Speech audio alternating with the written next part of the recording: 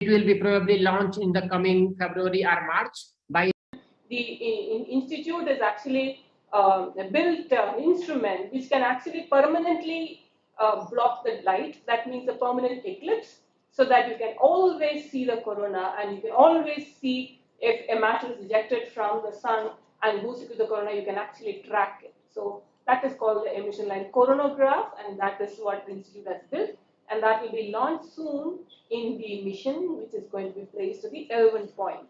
So if you're interested, a lot more to read up, understanding the sun, understanding what is the Lagrange point, etc., etc. And we'll come more with the details of this mission and what we plan to study in another episode. Yeah. So as soon as they see you come online, there will be a lot of questions about career options in IIA. So I request you and the Dean Ishwar to kind of say briefly what are the opportunities for people with an engineering degree and with a science degree. Yeah, so I can just talk about a few things. One is you need instruments to pick pictures, and you need, like the mission.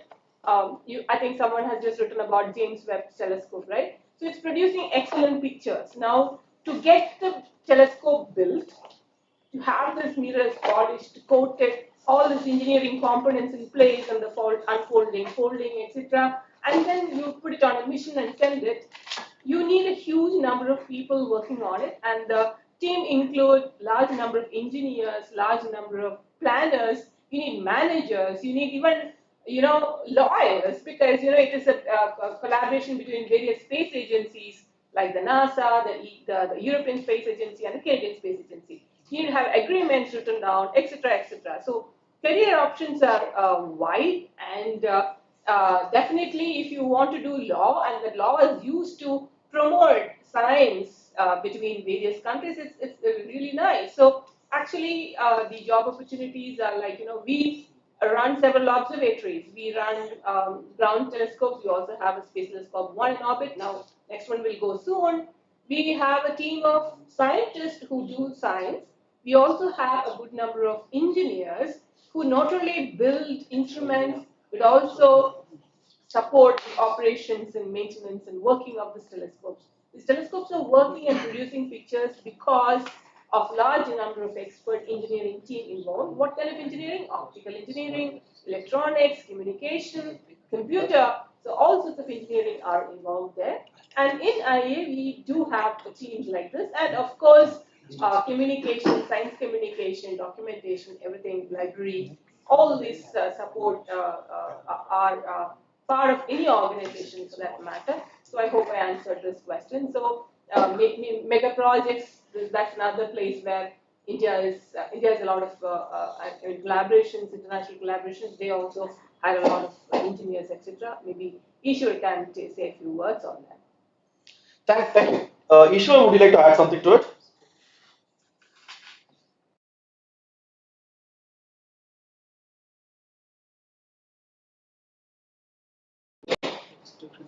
Ishwar, if you're there, would you like to add something to that?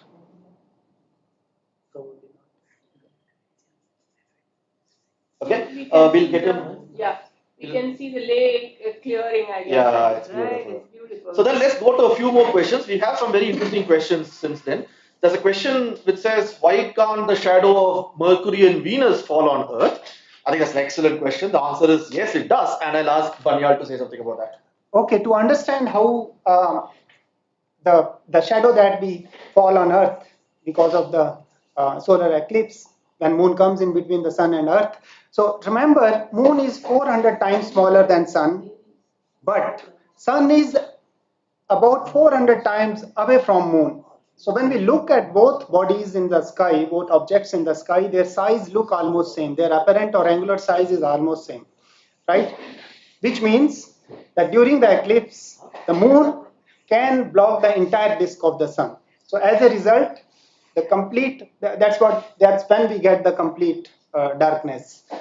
Now, when we take Mercury or Venus, yes, they can also pass in front of the solar disk, but they are at a vast distance from Earth. So their angular size from the Earth is very, very tiny. And as a result, the shadow, so-called shadow caused by them, or as seen from the Earth, would be very, very small. but it's the fact that yes, Venus and Mercury transit also happen. Transit is nothing but eclipse, just happening at a very, very small scale. Small scale because the angular size of the Venus and the Mercury, as seen from Earth, are very small, let us say, compared to the Moon. So, another thing is that, again, the Earth and rest of the planets are revolving sun in their respective orbits, and these orbits are not all in one plane. They are not exactly in one plane. Each of the planets have a tilt, the orbital tilt of each planet with respect to the other planets. So it's for the same reason that we do not see the transit of Venus or transit of Mercury every year, but only when there are the configurations are appropriate and suitable. For the same reason that we see the transit, we see the solar eclipse rarely, because it's only on certain occasions that moon, the orbit of the moon and the earth around the sun, orbit of the moon around the earth and orbit of the earth around the sun, they happen to align only rarely. So total solar eclipses are on an average observed probably once in 18 months somewhere on earth. So that's why they are rare. Whereas the partial eclipses are much more common. They may not occur at one place all the time, but at somewhere or other on Earth, you would definitely see them more frequently, the partial eclipse. Uh, Thank you, Banya. So the next partial solar eclipse that will be seen in India is on 2nd August 2027. So it's quite a few years to come. And that will be seen across South India. The next total solar eclipse will be seen on 20th March 2034. And the path of totality will cross Punjab, Himachal, Haryana, and so on. So, you can mark your calendars right now if you wish, and we'll see you there, of course. A couple of questions which are come in, which I want to take. There's a very interesting question which says, if we are on the moon, shall we also have an eclipse because of Earth's shadow? By Koka Vijay. I think it's a wonderful question. Yes, and so if our shadow falls on the moon, we experience it as a lunar eclipse, right? Where the moon gets covered by the Earth's shadow. If you're on the moon at that time, you would experience it as a solar eclipse. And I think that, and so if you're on any object in the solar system, you'll have some eclipse. That is beautiful. For example, there's a wonderful video online taken from the Perseverance rover on Mars, where they have seen, I think, Deimos, the moon of Mars, eclipse the sun, right? And so now we started seeing eclipses from other planets in the solar system, which is I think very, very beautiful. There's also been a wonderful set of images of the total solar eclipse shadow on the Earth's surface, as taken from the International Space Station. I would encourage you all to Google it. There is beautiful, amazing, amazing images. Now, I think, thankfully, the clouds are parted in Leh. So now we have beautiful images from Leh and Hanle of an eclipsed sun. And you can see that it's nearing around 55%, which is the maximum. And at 5:12, the eclipse will be seen in Bangalore, at which point we will try and relay a live feed from Bangalore from the terrace here as well. I see that Piyali Chatterjee has joined us. Piyali Chatterjee is a faculty at our institute, and she is also a solar astronomer. So we had Vagish Mishra tell us a little bit about the sun and the corona, and why it's important that we're launching Aditya. I'll ask Piyali to come in and say a little bit about what are the other interesting things about the sun which people might not know, and how you can maybe connect that with things around us in our houses or something in our laboratory. Piyali, please.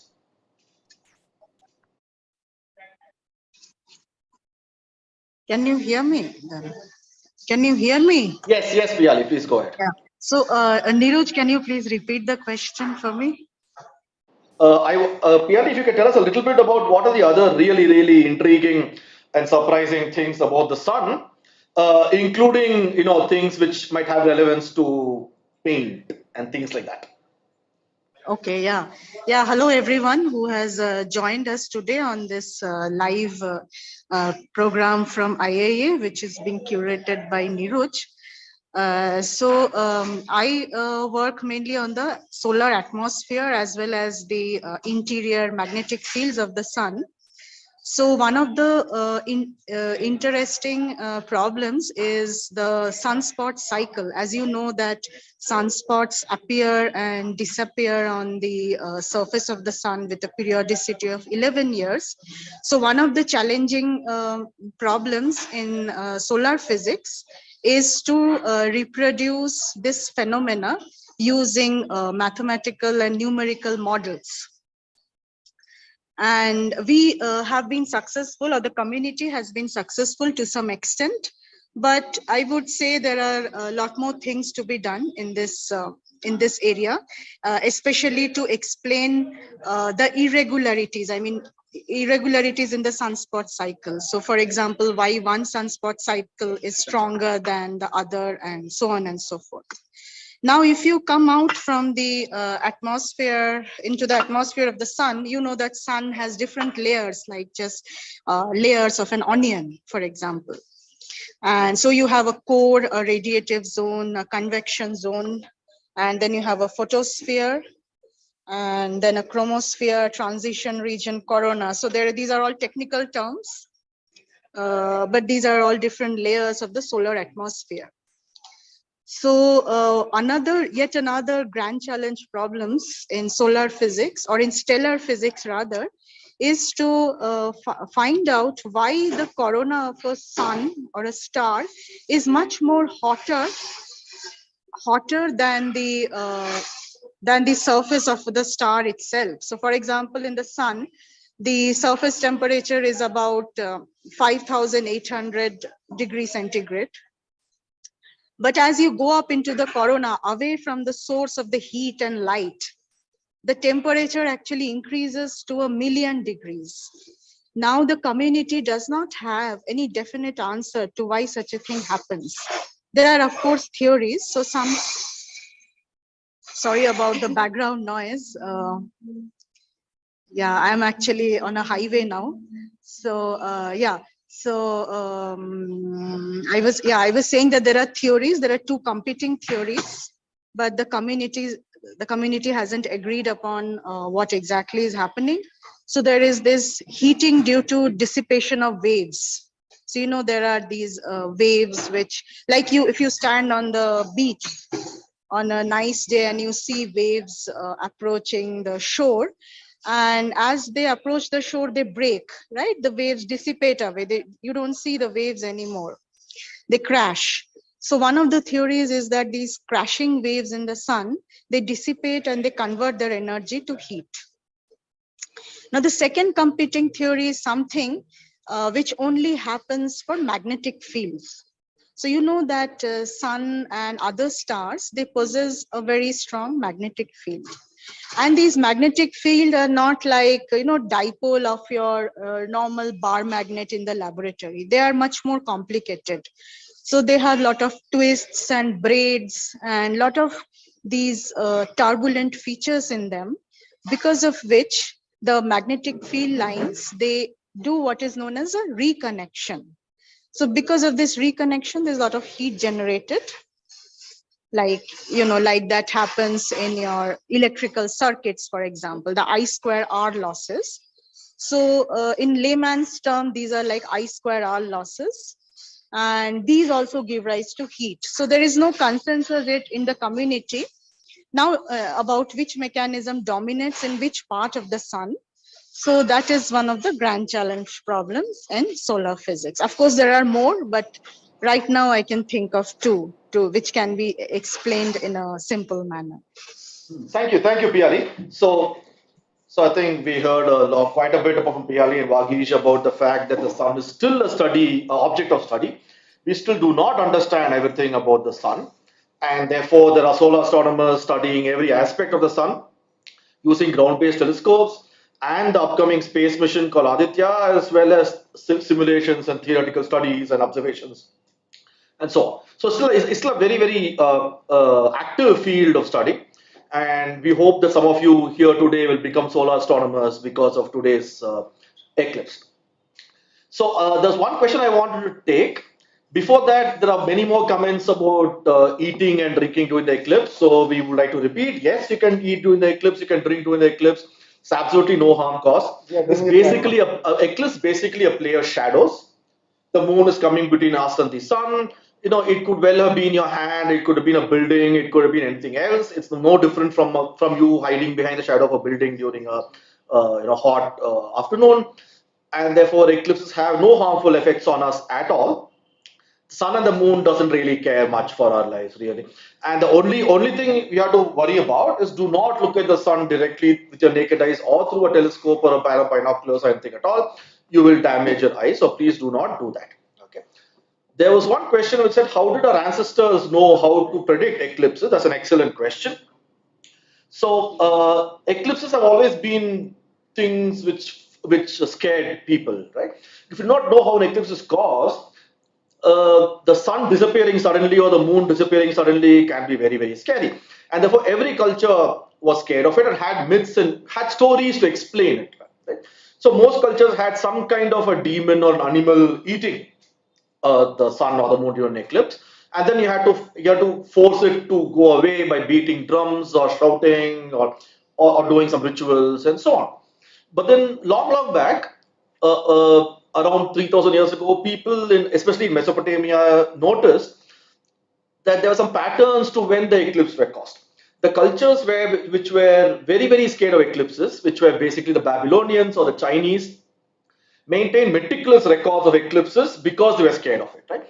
And they started noticing some patterns in the sense that they said, okay, if I have an eclipse and another eclipse of some type, then they would repeat after 18 years and so on and so forth, right? So these are called the Saros cycles.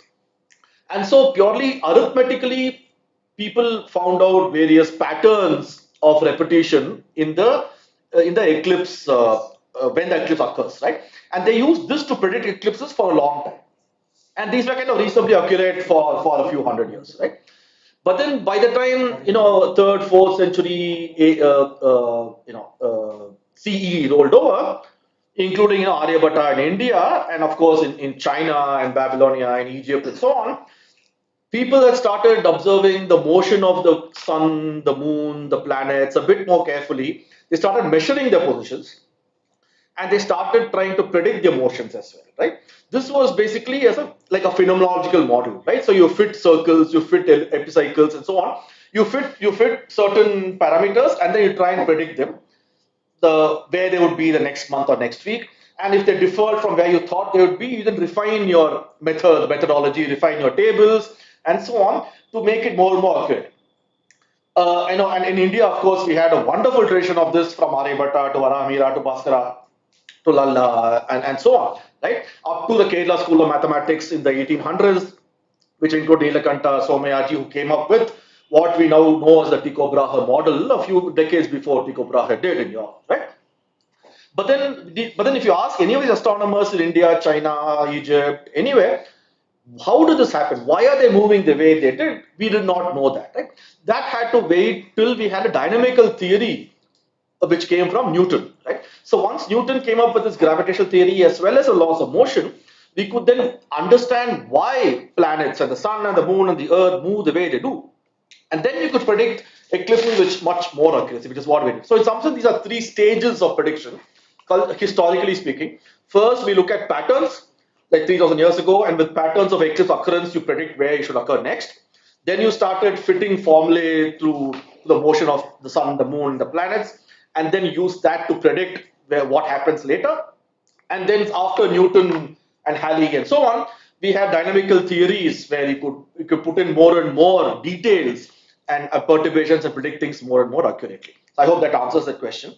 If you look at the feed from Halley, you can now see it's almost maximum eclipse. It's half the sun is covered. The little bit of dark things at the bottom in the Hanley feed is the mountain below which is going to sink very soon. And in Leh, though there are clouds, you can still see the eclipse sun very, very beautifully.